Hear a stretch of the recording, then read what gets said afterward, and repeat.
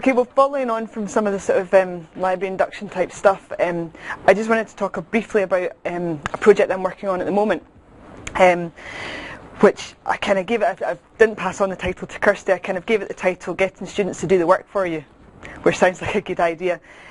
Basically it's to talk to you about producing library induction material with the expertise of your students.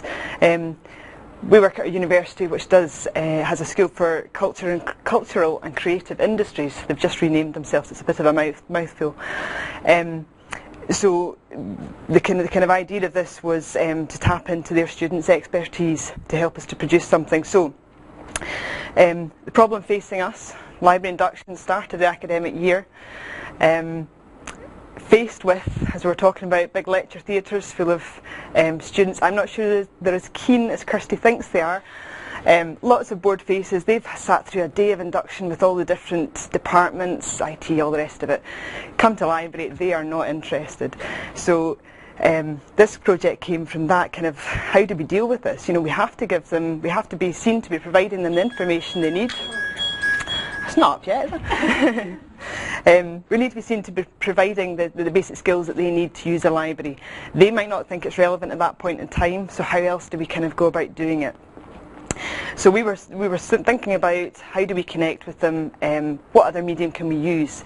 So we thought, well, we could maybe create a sort of library induction film. They can put it on the website.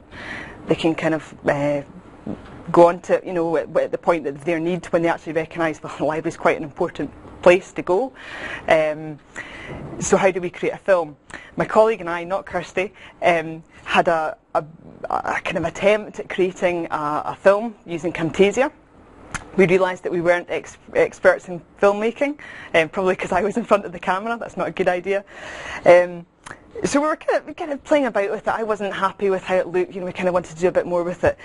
At that point, we got an email from a lecturer from the School of Creative and Cultural Industries, asking, does the library have any projects that his master's students could be involved in? Great, we thought.